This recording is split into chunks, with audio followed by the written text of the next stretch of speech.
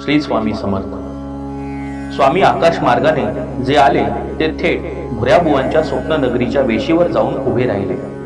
भुऱ्याबुवांना अप्रतिम अशा परमेश्वरी दर्शनाच्या स्वप्नातून जी जाग आली ती थेट स्वामींच्या प्रत्यक्ष दर्शनाशी भिडली.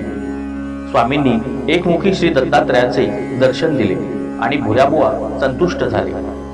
स्वामी त्यांना म्हणाले, तुझ्या मनात ज्या काही शंका असतील त्या मला तू निसंकोच मनाने विचार. तरी सुद्धा एक सांगतो की साधकाने निशंक आयुष्य जगायला हवे. शंकाचा उगम जिथे झाला असेल तिथेच त्या ताबडतोब विराम पावल्या पाहिजेत. वेदांतातील 4 महावाक्य जी आहेत त्याविषयी, विशेषतः तत्वमसी विषयी तुझ्या मनात शंकाचे जाळे निर्माण झाले आहे. द्वैतवादी एक अर्थ लावतात, अद्वैतवादी दुसरा अर्थ लावतात. कुणीच अनुभवातून बोलत नाही. सर्व पंडिती चर्चा करतात. आपण अनुभव सिद्ध भाषेतून बोलावे एवढे तू लक्षात घे. एक सांगतो, परब्रह्म माझ्यात सामावलेले आहे आणि मी परब्रह्मात सामावलेलो आहे.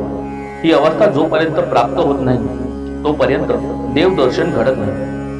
तुला श्री दत्तात्रयाचे स्वप्नात दर्शन झाले तेव्हा मी तिथेच होतो ना. स्वामी बोलत होते आणि भुऱ्याबुवा आश्चर्यचकित होत होते. त्यांची आता खात्रीच पटली की स्वामी समर्थ श्री दत्तावतारी आहे. स्वामींनी भुऱ्याबुवांच्या मस्तकावर आशीर्वादाचा हात ठेवला आणि त्या क्षणी भुऱ्याबुवांना समाधी लागली. त्या समाधी अवस्थेत ते खूप वेळ होते. नंतर स्वामींनी त्यांच्या माथ्यावर पुन्हा हात ठेवला आणि भुऱ्याबुवा समाधीतून जागे झाले. ते स्वामींची मुक्तपणे स्तुती करीत बोलू लागले. धरिली दत्त चरण कमळे, नेत्र भरले प्रेमाक्षु जळे.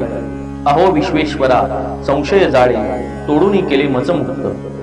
हा सोहळा पाहायला अवघी द्वारका नगरी जमली होती. लोकांनी स्वामींचा जय जयकार केला. स्वामींच्या भोवती प्रचंड गर्दीचा वेढा पडला. द्वारकेला स्वामींच्या रूपात श्री कृष्णानंद झाला होता. श्री स्वामी समर्थ.